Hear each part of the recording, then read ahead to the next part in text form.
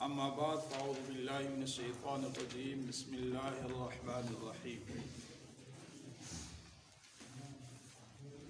سورۃ البقرہ آیت نمبر 6 اور 7،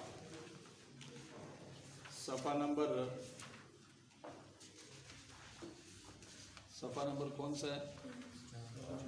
4، صفحہ نمبر 4۔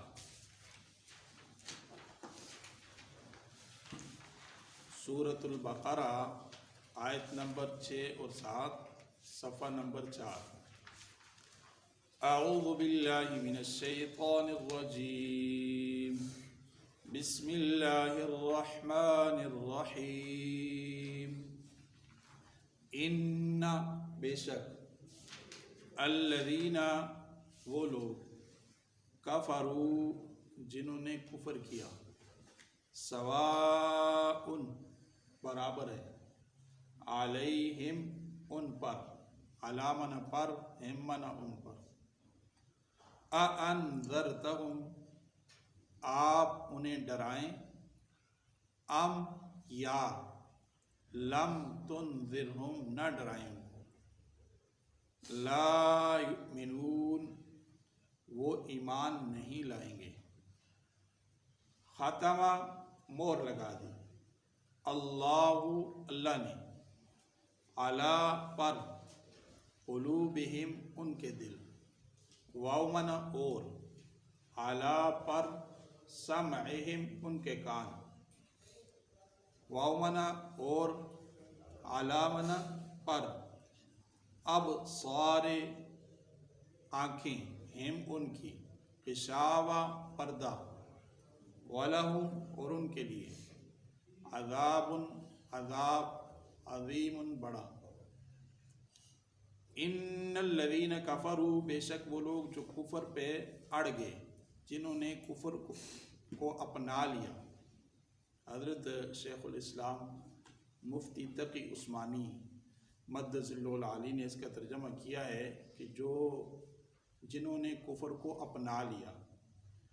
اور حضرت عبداللہ بن عباس رضی اللہ تعالیٰ عنہ فرماتے ہیں کہ جو کفر پہ اڑ گئے، سواء علیہم برابر ہے ان پر، اے پیغمبر پاک صلی اللہ تعالیٰ علیہ وسلم کہ آپ انہیں ڈرائیں یا نہ ڈرائیں، وہ ایمان نہیں لائیں گے۔ ختم اللہ علی قلوبہم اللہ نے مہر لگا دی ان کے دلوں پر، ان کے کانوں پر، وعلی ابصارہم غشاوہ اور ان کی آنکھوں پہ پردہ ہے، وَلَهُمْ عَذَابٌ عَظِيمٌ اور ان کے لیے بڑا عذاب۔ سورۃ البقرہ مدنی سورت ہے، قرآن پاک کی سب سے بڑی سورت ہے، تقریباً 40 رکوع اور 286 آیات۔ اس کی ابتدا میں اللہ تعالیٰ نے 4 آیتوں میں مومنین کے اوصاف بیان فرمائے، اس کے بعد ان کا نتیجہ فرمایا کہ اولئک علی ھدی من ربہم، یہ ہدایت پر ہیں اور یہ کامیاب لوگ ہیں۔ آج کی ان 2 آیات کے اندر اللہ تعالیٰ نے کافروں کے حالات بیان فرمائے، یعنی وہ لوگ جنہوں نے ظاہراً بھی اسلام کا انکار کیا، باطناً بھی انکار کیا، بس کفر پہ اڑ گئے، کہنے لگے ہم نہیں مانتے ہیں، ہم اسلام کو، ایمان کو، دین کو نہیں مانتے بس۔ تو اللہ تعالیٰ نے 2 آیتوں میں ان کا حالات بیان فرما دیے۔ اس کے بعد آگے 13 آیتوں کے اندر تیسری جماعت کا ذکر ہے جس کو منافقین کہتے ہیں، یعنی جنہوں نے بظاہر کلمہ پڑھا، بظاہر نماز بھی پڑھی، بظاہر جہاد میں بھی کبھی کبھی چلے گئے، لیکن دل کے اندر ان کے کفر تھا۔ تو وہ چونکہ زیادہ خطرناک گروہ ہے، اس کا ذکر آگے 13 آیتوں میں آئے گا۔ یہاں 2 آیتوں میں صرف ظاہری کافروں کا ذکر آ گیا۔ تو اللہ تعالیٰ نے فرمایا کہ ان الذین کفروا بے شک وہ لوگ جنہوں نے کفر اختیار کیا یا کفر پہ اڑ گئے یا کفر کو اپنا لیا، اے پیغمبر پاک صلی اللہ علیہ وسلم آپ انہیں ڈرائیں یا نہ ڈرائیں، وہ ایمان نہیں لائیں گے۔ اب یہاں پہلی بات تو یہ ہے کہ نبی علیہ الصلوۃ والسلام کا جو فرض تھا ڈرانا، ہر پیغمبر کا یہی فرض ہے کہ وہ اپنی امت کو ڈراتا ہے۔ پیغمبر پاک صلی اللہ علیہ وسلم کا بھی یہی فرض تھا۔ تو آپ کو اللہ تعالیٰ نے ڈرانے سے منع نہیں فرمایا، بلکہ آپ کو کہا کہ آپ مسلسل ڈراتے رہیں، آپ کو اس کا اجر ملے گا۔ ان میں جن کے مقدر میں بدبختی لکھی جا چکی ہے وہ ایمان نہیں لائیں گے، اور جن کے مقدر میں ہدایت کا سلسلہ ہے وہ ایمان لے آئیں گے.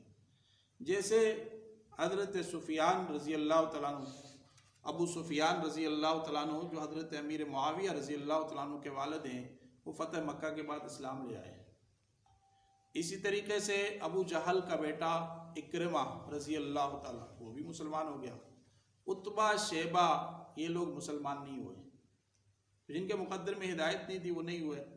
ختم اللہ نے مہر لگا دی. اب اللہ نے کیوں مہر لگا دی؟ اللہ تعالیٰ نے مہر اس لیے لگا دی کہ مسلسل ہدایت کا پیغام ان کو دینے کے، لیکن ان کے دل مسلسل سیاہ ہوتے چلے گئے. تو اللہ نے بالآخر نولیہ ما تولی، جدھر آدمی پھرنا چاہتے اللہ اس کو ادھر ہی پھیر دیتے. اس کی تفسیر حدیث میں آتی ہے. مسلم شریف میں ایک حدیث ہے کہ اللہ کے پاک نبی صلی اللہ علیہ وسلم نے فرمایا تُعْرَضُ الْفِتَنُ عَلَى الْقُلُوبِ كَالْحَصِيرِ عُودًا عُودًا، کہ انسان کے دل پہ فتنے ظاہر ہوتے رہتے ہیں ایسے جیسے چٹائی کو تنکوں سے جوڑ کر، چھوٹے چھوٹے تنکوں سے جوڑ کر چٹائی تیار ہو جاتی. فرمایا جب وہ فتنے انسان کے دل پہ آتے ہیں، اگر کوئی انسان ان فتنوں کو دور کر دے تو اس کا دل صحیح ہو جاتا ہے، اور اگر ان فتنوں کو وہ قبول کر لے تو اس کا دل بالکل سیاہ ہو جاتا ہے. پھر نہ اس کو برائی نظر آتی ہے، نہ نیکی نظر آتی ہے. اس کے لیے برائی بھی برابر ہے، نیکی بھی برابر ہے. اس کی مثال ایسے دی گئی، فرمایا جیسے لوٹے کو الٹا کر دو، اب اس میں کچھ چیز ڈالو گے تو وہ جائے گی نہیں، تو دل الٹا ہو گیا. اور فرمایا جو آدمی دل کے اوپر فتنے ظاہر ہوتے ہیں، وسوسے آتے ہیں، اور ان فتنوں کو وہ دور کرتا رہتا ہے، تو اس کے دل کی مثال سفید پتھر کی طرح ہے کہ اس پہ بالکل صاف ہے. اور ایک اور حدیث میں آتا ہے کہ انسان جب گناہ کرتا ہے تو اس کے دل پہ ایک سیاہ نقطہ پڑ جاتا ہے. اگر وہ توبہ کر لے وہ نقطہ دھل جاتا ہے، وہ دبا صاف ہو جاتا ہے. اگر وہ توبہ نہیں کرتا، مسلسل گناہ کرتا رہتا ہے، احاطت بہ خطیئتہ، یہاں تک کہ اس کا دل سیاہ ہو جاتا ہے، اس کے گناہ اس کو گھیر لیتے ہیں. اس کو قرآن نے کہا کلا بل ران علی قلوبہم، ان کے دلوں پہ زنگ چڑھ چکا ہے.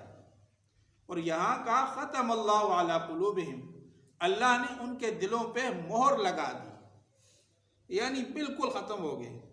اب دل کا پہلے ذکر کیا اس لیے کہ حدیث مبارکہ میں آتا ہے کہ اللہ کے نبی صلی اللہ علیہ وسلم نے فرمایا انسانی جسم میں گوشت کا ایک لوتھڑا ہے، اگر وہ ٹھیک ہو جائے پورا جسم ٹھیک ہوگا، اگر وہ خراب ہو گیا پورا جسم خراب ہو جائے گا.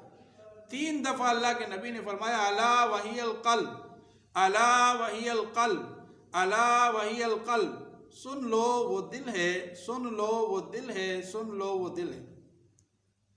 انسان کے دل میں محبت کے سارے جذبات ہوتے ہیں، نفرت کے بھی سارے جذبات انسان کے دل میں ہوتے ہیں. اور یہ دیکھیے ایک ہے دماغ، اس میں سوچنے کی قوت ہوتی ہے، ایک ہے دل، اس میں ارادے کی قوت ہوتی ہے. قوت ارادی یہ دل کے اندر ہوتا ہے، اور سوچنے کی قوت دماغ میں ہوتی ہے. تو اللہ تعالیٰ نے فرمایا دل مرکزی قوت ہے. دل چاہے گا تو کھانا کھائے گا، دل چاہے گا تو بات بیٹھ کے سنے گا، دل چاہے گا تو ہر کام انسان کر سکتا ہے. اگر دل نہیں چاہتا، قوت ارادی نہیں ہے، تو انسان کوئی بھی کام نہیں کر سکتا. اس لیے نبی علیہ الصلوۃ والسلام نے صحابہ کے دلوں پہ محنت کی، دل صاف کر دیے. دل صاف ہو گئے سارے معاملات ٹھیک ہو گئے.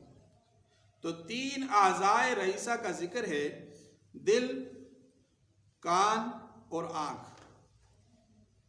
یہ 3 ان السمع والبصر والفؤاد کل اولئک کان عنہ مسئولا. کان کے بارے میں بھی سوال ہوگا، آنکھ کے بارے میں بھی سوال ہوگا، دل کے بارے میں بھی سوال ہوگا. قیامت کے دن پوچھا جائے گا اللہ کی بارگاہ میں. اور یہاں پہ بھی اللہ تعالیٰ نے فرمایا، اور آنکھوں پہ فرمایا پردہ ہے، یعنی ان کو نظر نہیں آ رہا. اس قدر گناہوں نے ان کے دلوں کو سیاہ کر دیا کہ اب حق بات ان پہ ظاہر نہیں ہوتی. اچھا یہاں پہ ایک لفظ آیا ہے کافرو. کافرو یہاں اس کا معنی انکار کیا. ایک کافرو کا معنی ہوتا ہے چھپا دینا، امام بزاوی رحمۃ اللہ علیہ فرماتے ہیں کہ جس ڈوڈی کے اندر پھل ہوتا ہے اس کو کافور کہتے ہیں، اور فرمایا کہ کسان بیج کو زمین میں چھپا دیتا ہے، کسان کو بھی قرآن میں اور عربی لغت میں کافر کہا جاتا ہے۔ جیسے سورہ الحدید میں اللہ نے فرمایا کمثل غیث اعجب الکفار نباتہ، جیسے کھیتی کی مثال، تو وہاں کسان کو بھی کافر کہا گیا۔ اسی طرح بادل اور رات سورج کو چھپا لیتی ہے، ان کو بھی کافر کہا گیا۔ جیسے عربی شاعری میں آتا ہے ان کو بھی کافر کہا گیا کہ وہ چھپا لیتے ہیں، تو کفر کا معنی ہوتا ہے چھپا لینا۔ اصطلاح شریعت میں اس کا معنی یہ ہے کہ دین کی وہ بات جو نبی علیہ الصلوۃ والسلام جو دین لائے ہیں وہ یقینی اور قطعی ثابت ہو، اس میں شک نہ ہو، اس کا کوئی انکار کرے اس بات کا تو وہ شخص کافر ہو جاتا ہے۔ دین کی یقینی اور قطعی بات کا انکار کرے، پکی بات ہے یہ دین کی، اس کا انکار کر دیا تو وہ کافر ہو جائے۔ اور کفر کی پھر بہت ساری قسمیں ہیں، جیسے ارتداد، ہم کہتے ہیں جی مرتد ہو گیا آدمی، زندقہ، الحاد، نفاق، یہ ساری کفر کی قسمیں ہیں۔ اور ایک عملی کفر ہوتا ہے۔ مثال کے طور پر اللہ کے نبی صلی اللہ علیہ وسلم سے پوچھا گیا یا رسول اللہ صلی اللہ علیہ وسلم کفر کیا ہے، کفر سے کیا مراد ہے؟ تو آپ نے فرمایا ناشکری اور ناقدری کرنا۔ جیسے اللہ کے نبی نے حدیث میں فرمایا تکفرن العشیرہ، عورتوں کے بارے میں کہ تم اپنے خامدوں کی کا کفر کرتی ہو، یعنی ان کی ناشکری کرتی ہو۔ وہ بیچارہ ساری زندگی محنت کرتا ہے، کوشش کرتا ہے، راحت آرام مہیا کرتا ہے، کبھی ایک آدھ معاملے میں اس سے غلطی ہو جائے تو فوراً کہتی ہے کہ تمہارے گھر میں نے سکھ نہیں دیکھا۔ تو اللہ کے نبی نے فرمایا کہ دیکھو تم ناشکری کرتی ہو، یہ بھی کفر کی ایک قسم ہے۔ اور اسی طرح کفر کی ایک قسم یہ ہے جس سے عملی کفر کی، جس سے انسان اسلام سے نکل جاتا ہے۔ مثال کے طور پر بت کو سجدہ کرتے ہیں، یا نعوذ باللہ قرآن کو جان بوجھ کر گندی جگہ پہ ڈال دیا، یا نعوذ باللہ حضور علیہ الصلوۃ والسلام کو یا کسی پیغمبر کو گالی دے دی، یا کسی پیغمبر کو قتل کر دیا، تو یہ عملی کفر ہے، اس سے انسان کافر ہو جاتا ہے۔ اور ایک عملی کفر کی قسم یہ ہے جس سے انسان کافر تو نہیں ہوتا لیکن گناہگار ہوتا ہے، جیسے ڈاکہ ڈالنا، شراب پینا، نماز ترک کرنا، یہ بھی عملی کفر کی قسم ہے۔ جیسے اللہ کے نبی صلی اللہ علیہ وسلم نے فرمایا من اتی عرافا او کاہنا فقد کفر، جو آدمی کسی نجومی کے پاس گیا تو وہ کافر ہو گیا۔ تو یہاں کافر سے مراد ہے عملی کفر، یعنی مسلمان ہے لیکن اس نے بہت بڑا گناہ کیا ہے۔ اس میں آگے تفصیل ہے، کوئی آدمی نجومی کے پاس گیا اور اس کے ذہن میں یہ تھا کہ جو کچھ کہتا ہے یہ ٹھیک ہے، پھر تو وہ حقیقتاً کافر ہو جائے گا۔ لیکن وہ ویسے ہی معلومات کے لیے چلا گیا تو وہ سخت گنہگار ہو جائے گا۔ تو یہ عملی کفر ہے۔ ایسے ہی شراب پینا، یہ بھی عملی کفر ہے، اس سے کافر نہیں ہوتا آدمی، لیکن حدیث میں فرمایا وہ ایسا ہے کعابد وثن، جیسے بتوں کی عبادت کرنے والا، یعنی سخت گناہ ہے۔ تو یہ عملی کفر ہے۔ تو یہاں پر کفر سے مراد یعنی جن لوگوں نے ظاہراً بھی اسلام کا انکار کیا اور باطناً بھی انکار کیا۔ تو یہ تو تھا ان آیات کی مختصر تفسیر۔ اب میں اسلامی تاریخ میں سے ایک چھوٹا سا واقعہ آپ کے گوش گزار کرنا چاہتا ہوں۔ اسلامی تاریخ کا ایک عظیم بادشاہ گزرا ہے، محمود غزنوی رحمہ اللہ۔ بہت بڑا عظیم بادشاہ بھی تھا، والد بھی بادشاہ تھا، خود بھی بادشاہ بنا، عالم بھی تھا، قرآن حدیث فقہ کو جانتا تھا۔ 17 حملے کیے اس نے ہندوستان پہ، سومنات کے مندر توڑے۔ ہندوؤں نے اس کو بڑی پیشکش کی پیسوں کی کہ اتنے پیسے لے لے، یہ بت نہ توڑ، اس نے نہیں مانا، اس نے توڑ دیے۔ کہا ہمارے اسلام میں بت بنانے کے لیے ہمیں نہیں بتایا گیا، ہمیں بت توڑنے کے لیے بتایا گیا۔ تو محمود غزنوی کو 3 باتیں اس کے ذہن میں کھٹکتی تھی، شبہ لگتا تھا اس کو۔ پہلی بات اس حدیث کا کیا واقعتاً علماء انبیاء کے وارث ہیں؟ ایک اس کے ذہن میں یہ تھا۔ ایک اس کے ذہن میں یہ تھا کسی نے اس کو بتایا کہ جو تیرا باپ بادشاہ تھا، صبح کا سبکتاگین جو تیرا باپ بادشاہ تھا وہ تیرا حقیقی باپ نہیں ہے، بلکہ تو اس کا غلام تھا اور تجھے بیٹوں کی طرح پالا اور بڑا کر دیا۔ اسے شک تھا، یہ کھٹکھٹا تھا کہ اگر واقعتاً میرا باپ جو ہے وہ حقیقی باپ تھا بادشاہ میرا، تو یا میں لے پالک ہوں۔ تیسرا سوال اس کے ذہن میں یہ تھا، کیا قیامت کے دن میری فلاح ہوگی، کامیابی ہوگی یا نہیں؟ وہ ان 3 سوالوں کو ذہن میں لے کے پھر رہا تھا۔ ایک دن ایسا ہوا کہ رات کے وقت اس نے کہیں سفر کرنا تھا، تو بادشاہ تھا، 7 بڑے خدام اور سونے کے گلدان اور ان پہ شمع رکھی ہوئی، وہ جا رہا تھا تو دیکھا تو ایک طالب علم دین کا وہ کتاب پڑھ رہا ہے، لیکن اس کے پاس چراغ نہیں ہے، روشنی نہیں ہے۔ جب اس کو بھول جاتا ہے تو وہ ایک ہندو بنیے کے پاس جاتا ہے اور اس کے چراغ سے دیکھ کر وہ کتاب دیکھ لیتے ہیں۔ جب محمود غزنوی نے یہ حالت دیکھی تو اس نے اپنا جو شاہی چراغ تھا وہ کہا کہ اس طالب علم کو دے دو، وہ اس کو دے دیا گیا۔ تو رات کو جب سویا تو حضور علیہ السلام کی اس کو زیارت ہوئی خواب۔ تو اللہ کے پاک نبی صلی اللہ علیہ وسلم نے فرمایا، اے سبکتاگین کے بیٹے، تو نے جس طرح دین کے طالب علم کی عزت کی ہے، اللہ قیامت کے دن ویسے ہی تیری عزت کرے گا۔ تینوں سوالوں کا جواب ایک جملے میں دے دیا۔ پہلے سوال کا جواب کہ واقعی علماء انبیاء کے وارث ہیں۔ دوسرے سوال کا جواب کہ یہ جو لوگ کہتے ہیں کہ تو لے پالک ہے، یہ غلط ہے، تو حقیقی اپنے جو بادشاہ سبکتاگین گزرا ہے اس کا تو بیٹا ہے۔ اور تیسرا، قیامت کے دن تو فلاح پائے گا۔ یہاں ایک بات ضمناً ذکر کر دیتا ہوں، تفصیل میں نہیں جاتا۔ ہماری ہسٹری میں بعض لوگوں نے انگریزوں کے کہنے پر محمود غزنوی کے خلاف غلط باتیں لکھی ہیں۔ وہ چونکہ اسلام پسند تھا، اس نے اسلام کو بڑی فتوحات دی، تو ہر وہ آدمی جس نے اسلام کے لیے قربانیاں دی اس کے خلاف پروپیگنڈا کیا گیا۔